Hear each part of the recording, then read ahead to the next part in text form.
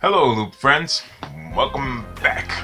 I'm Alex, this is Live Loopers, and as many of you know, in April of 2013, Boss launched an iconic loop station which completely changed the game and absolutely changed the course of my life. But as I record this video, it is August 2021, and at long last, there is finally a new version of the RC505 on the horizon. Not a firmware upgrade, but an actual new version of the thing.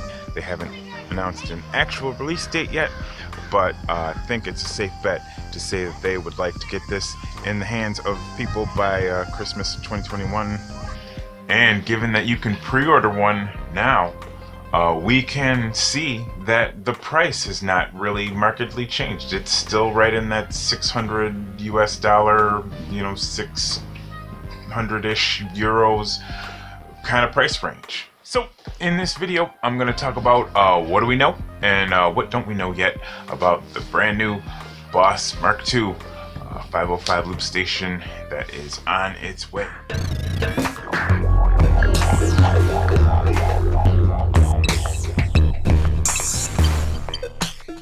At first glance, when you're looking for what's new on the RC505 Mark II, it looks kind of familiar. It looks a lot like the old one. When you dig into this list of features, there's a lot there, and when you actually start to see it in action, you start to get a little bit excited. I am a lot excited. If you love looping like I love looping, please don't forget to subscribe and even click the notification bell that helps notify you when new videos come up. If you're not going to watch the videos, then, why subscribe? But if you are going to watch the videos, if you love looping like I love looping, please welcome to the family. But let's dig in. At the heart of what is new and different with the Mark II is the fact that they have upgraded the sound architecture from 16-bit to 32-bit architecture, which might not sound like the sexy part, but believe you me, that is a sexy part, and that makes it so that they can do so many things that they couldn't do before without the sound falling apart. There were lots of effects that you would, put on things, and once you would start stretching things, the sound would fall apart a little bit, and now there are capabilities that didn't used to be there, and you can't really get a full sense of what it's going to sound like unless or until you're standing in the same room with it. But this will give you a little bit of a sense of what the videos are going to be like when they finally start being able to roll this out to the looping community, and especially the people who can really sing. And it feels so good. Oh yeah. And it feels so good. Oh yeah. Back in 2013, probably the thing that made the RC505 shine the most was the fact that it had input effects, and then it had track effects, and you could apply effects to just the one track as it's coming in, or you could apply effects over the whole entire sound mix, and man, that was great. And you had like the A and the B and the C, and you could pick which one. The most requested feature that I heard over and over again in all of the comment sections of all of the everywhere was that just wouldn't it be so cool if you could apply multiple effects at the same time and not just to have to choose A, B, or C. Well, they did you one better. We're going way beyond that now, because not only do you have A, B, or C, and D, but you also can have A and C, or A, C, and D. You can have any combination that you want of all four running simultaneously, and you don't just have to choose which three you want for this particular track. No, you can have four effects that you want for this bank, and then you can toggle over to bank B and have four different effects. And then four more effects than that, you can have four banks of four effects, and there's way more effects to choose from than before. So it's a whole different landscape, and the music is about to get serious.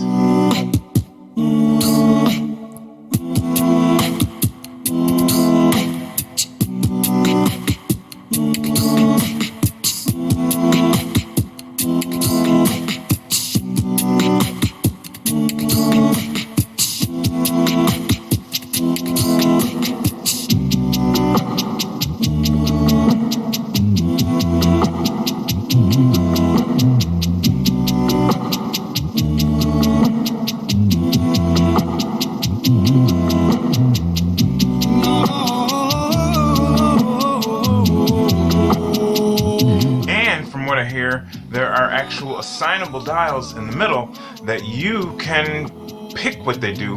And in the feature list, they're talking about mark back undo. Mark back undo. That sounds like a whole new level of being able to undo and redo. I don't know exactly how it works, but it certainly sounds like it has a whole lot of potential. So now let's take a look at some of the product shots that are available for the back panel. Let's count the inputs and the outputs and see what's new and different. Another huge thing that I have heard over and over and over again is that people really wish that there was more than just one stereo pair to route the output. People want to do multi-tracking, and they don't want to just be limited to just one stereo pair of outputs, and now they are not, because now there are two stereo pairs of output. Nope, I'm wrong. Now there are three stereo pairs. There is main, and there's sub 1 and sub 2. So you have three stereo pairs. That's 6. You have 6 possibilities for routing your output. That should do ya. You should be, probably most people will be good with that, for being able to customize how your output is routed. That's awesome. And on the input end, for people who, like me, want to plug some instruments, we have 2 stereo pairs, and so that will give you a lot more instrument in options. I couldn't help but notice, though, that the one feature that I was really hoping for, that I hope for the most and talk about the most often, that being battery power, so that you don't have to be tethered to a wall somewhere, that's nowhere in sight. Oh well. Hi, I'm Alex. Over the last 10 years, I have watched a lot of looping videos, a whole lot of looping videos, and by far my favorite category of looping videos is loop duos and groups of loopers, looping bands. Now, the RC505 Mark II has a couple of exciting things for that. First thing is that they have not one XLR input for plugging in your mic cable, but 2. Even as a solo looper, that can be helpful, because you can have 2 microphones, and you could have like a affected and unaffected or something like that. But you can also 2 microphones for some kind of project that has 2 MCs and a music maker. It's perfect. And beyond that, if you look over in the middle, there are 2 input slots for control pedals, with 2 possibilities for where you place your control pedals and your control inputs, in addition to the actual machine itself. You can have stations where 3 people are all able to have some control over the start and stop of your loop station. That's awesome. Curiously, there is still only one output for headphones, which confuses me a little bit. I mean, like, if you're gonna give the abilities, make it possible to farm them out. I mean, farm them out completely. I mean, why? I don't know. Whatever. It's fine. It's fine. I mean, you can get a splitter, and you can split the headphones as many ways as you want it. It'll be fine. And finally, the last exciting feature that I've heard murmurs about, I will say that with my RC505 that I spent glorious years with, the one biggest disappointment I had was the one day where my fader broke on track 1. Oh man, that was sad. From what I hear, that yes, now you will have a longer fader track, and but that also it will be sturdier and less inclined to break. So the less inclined to break part is the part, to me, that is awesome. So that is plenty to get excited about.